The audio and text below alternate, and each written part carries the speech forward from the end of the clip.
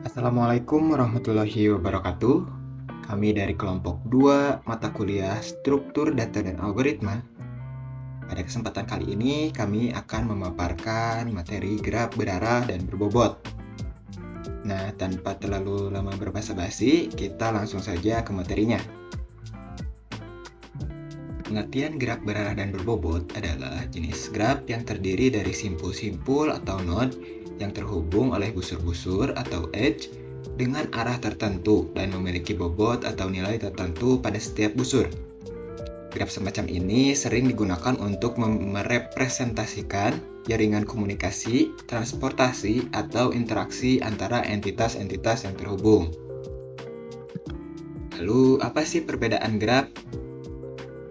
Nah, perbedaan pada graf berarah dan tidak berarah yaitu graf tidak berarah node 1 ke node 2 sama dengan node 2 ke node 1. Namun, pada graf berarah node 1 ke node 2 tidak sama dengan node 2 ke node 1. Seperti itu.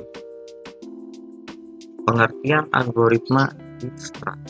Nah, algoritma Dijkstra ini merupakan salah satu algoritma yang sering digunakan untuk mencari jalur terpendek.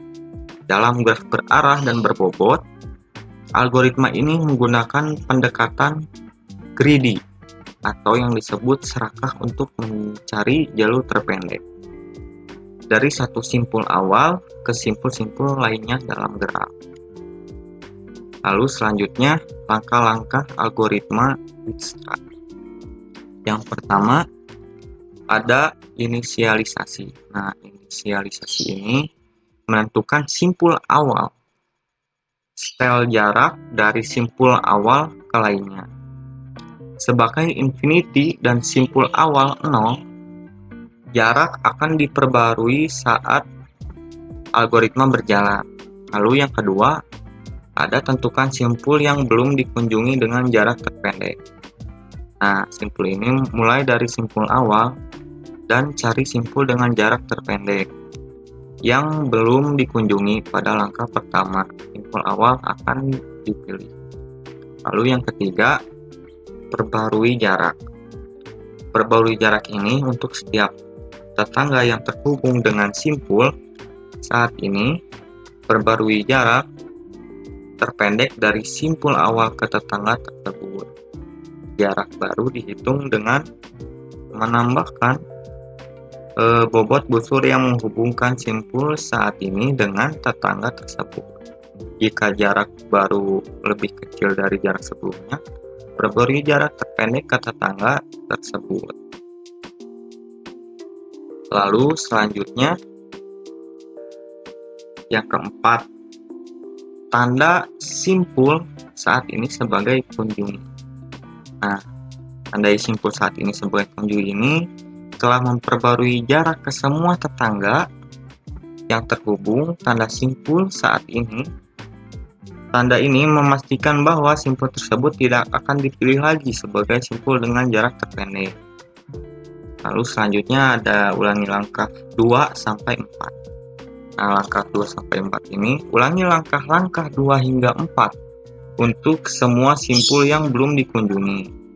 Pada setiap iterasi, pilih simpul dengan jarak terpendek yang belum dikunjungi dan perbarui jarak terpendek ke tetangga-tetangganya. Lalu berhenti. Algoritma berhenti saat semua simpul telah dikunjungi atau saat tidak simpul lagi dikunjungi dari simpul awal.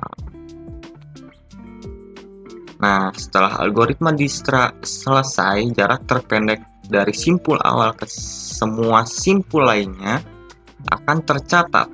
Selain itu, jalur terpendek dari simpul awal ke simpul juga dapat direkonstruksi dengan melacak penelusuran mundur melalui jarak terpendek yang telah diperbarui.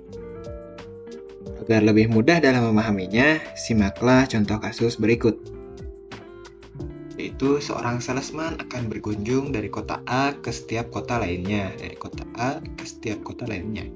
Tentukan jalur yang paling efektif dari kota A menuju kota lainnya. Menggunakan algoritma Dijkstra dapat kita lakukan sebagai berikut. Pertama, kita menentukan vertex awal. Berdasarkan soal, vertex awal atau simpul awal adalah A.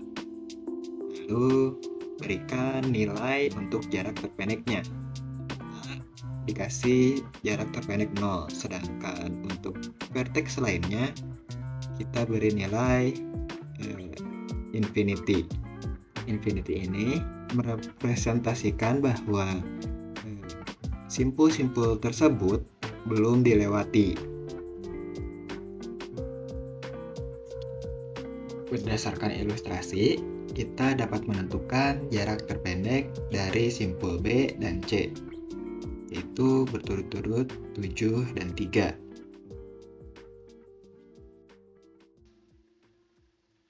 Kolom jarak terpendek ini masih dapat berubah sebelum dilakukan finalisasi dan akan tergantikan oleh jarak terpendek yang terbaru nantinya.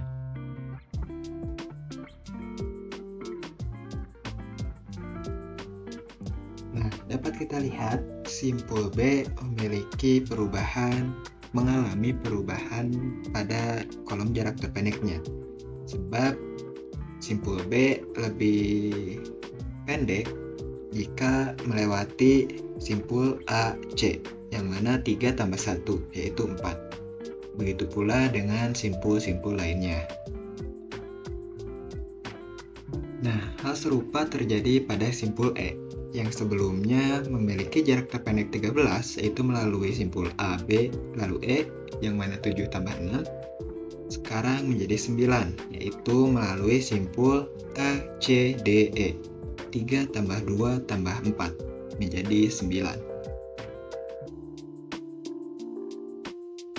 Nah, setelah membahas kasus ini, kita akan mencoba untuk mengimplementasikannya pada sebuah program.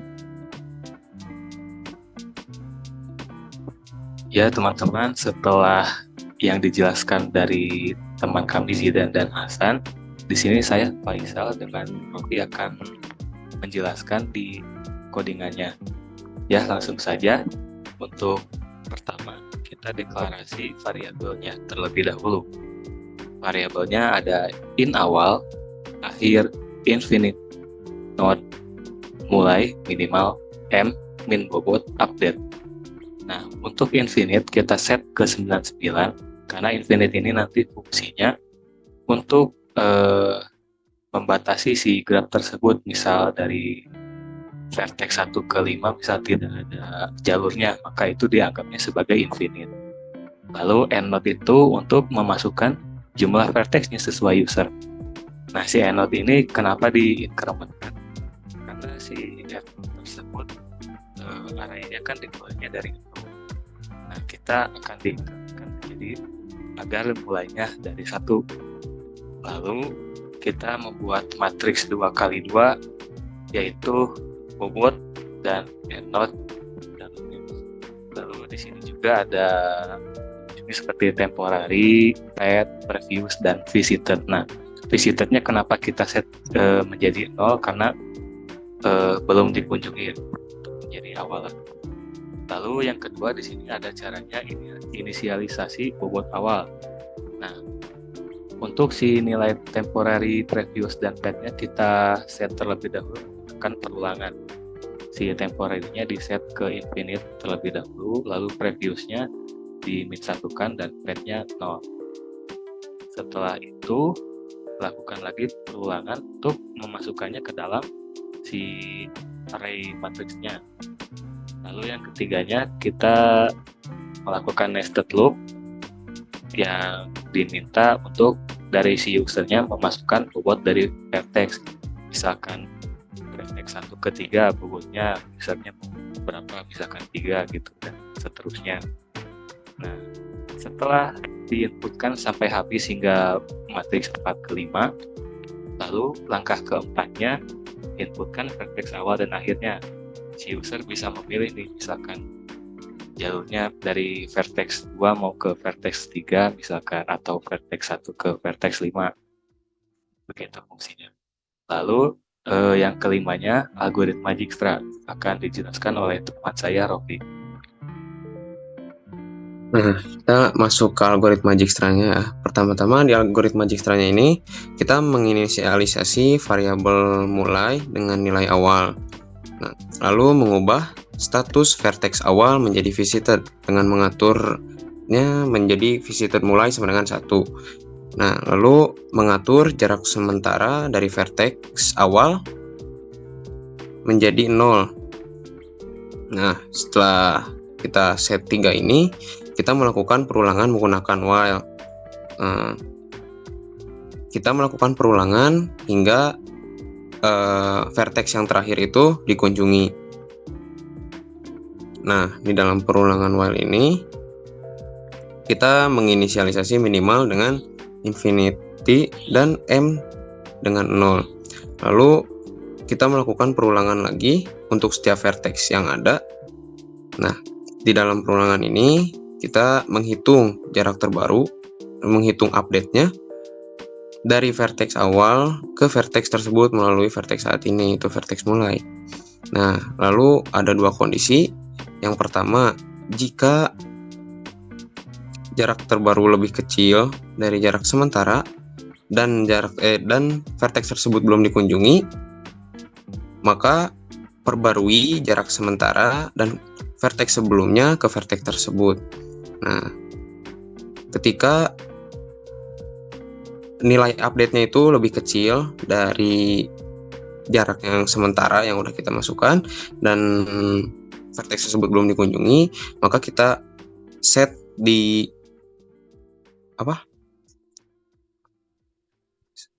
jarak sementaranya ini menjadi nilai update yang sekarang. Lalu set previousnya menjadi vertex yang sekarang juga.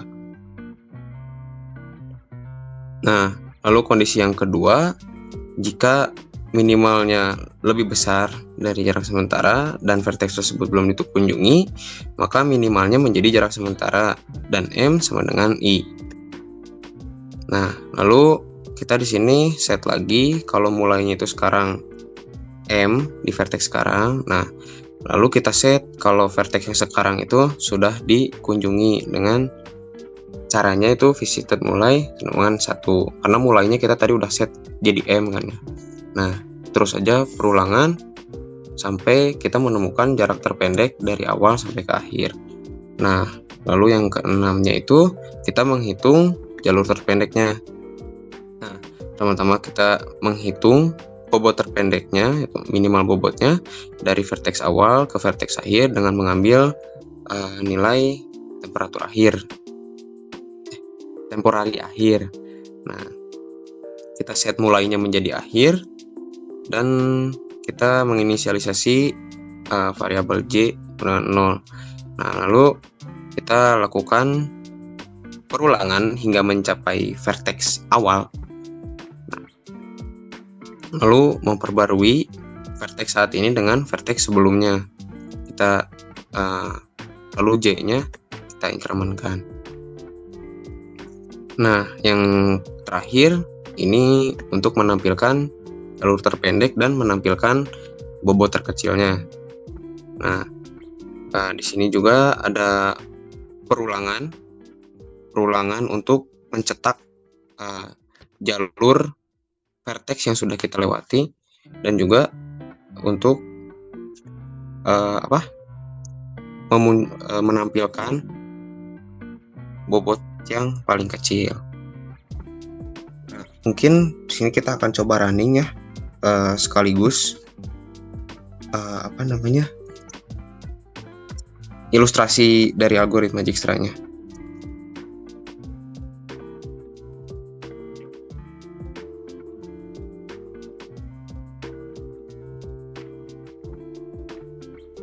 Nah, untuk ilustrasinya sendiri, nah kita udah bikin seperti ini ya. Jadi kita akan menginputkan 5 vertex. Nah, habis itu kita memasukkan bobot dari vertex 1 ke 2. Di sini kita sudah set bobotnya 3. Lalu 1 ke 3 karena nggak ada, kita bikin infinity. Jadi infinity itu kan kita tadi udah set variabelnya menjadi 99. Dan berarti kita tinggal isi aja langsung 99 untuk menandakan bahwa di vertex 1 ke 3 itu nggak ada edge. Lalu 1 ke 4 juga sama, dia akan bernilai infinity. 1 ke 5 kita set bobotnya menjadi 2.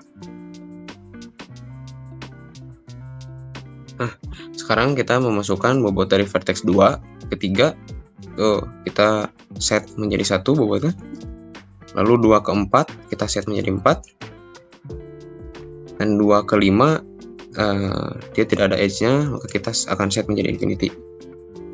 Nah, lalu sekarang masukkan bobot dari vertex 3 ke 4. Kita set 2 bobotnya. Lalu 3 ke 5 kita set 6.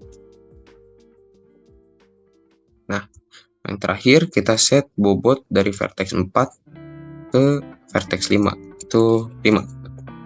Nah, di sini kita mungkin bakal coba yang agak sedikit rumit ya. Kita bakal cari ke vertex kita bakal cari dari vertex 1 ke vertex 4. Nah, vertex awalnya 1, vertex akhirnya 4. Nah, bisa dilihat jalur terpendeknya itu 1, 2, 3, 4 dan nilai bobotnya 6. Nah, lalu kita lihat ilustrasinya. Nah, kita mulai dari vertex 1. Nah, kita kan di sini untuk dari implementasi codingannya sendiri tadi kita akan melakukan perulangan ke setiap vertex yang ada. Lalu kita akan melihat mana bobot yang paling kecil gitu. Nah, pertama kita lihat dulu vertex tetangganya itu ada 2 sama 5. Mungkin kalau misalkan ke 5 juga nggak akan bisa ya, karena dari 5 itu nggak akan bisa ke 4. Jadi kita otomatis pasti bakal mengambil ke yang 2, walaupun bobotnya itu lebih besar. Karena ke-2 itu 3, ke-5 itu 2. Nah, di sini kita ngambil jalur ke sini. Nah, dari 2 kita melihat tetangganya. Nah, untuk jalurnya sendiri sebenarnya kita bisa langsung ke 4. Cuma bobotnya itu di antara dari vertex 2 ke 4 dan vertex 2 ke 3 itu lebih kecil lebih kecil bobot ke 3, maka kita ambil jalur ketiga. Lalu kita update nih bobotnya 3 ditambah 1 jadi 4. Nah, sekarang dari vertex 3 lalu ke vertex 4 dia punya bobot 2. Nah, lalu kita update lagi dari perulangan tadi, kita update karena tadi udah dapat 4, di temporarinya udah ada 4, kita tambah 2. 4 tambah 2 6. Jadi bobot akhirnya dan bobot minimalnya dari vertex 1 ke vertex 4 itu adalah 6. Mungkin segitu aja dari kelompok kita. Mohon maaf jika ada kekurangan dan kesalahan. Wabillahi taufiq wal hidayah. Wassalamualaikum warahmatullahi wabarakatuh.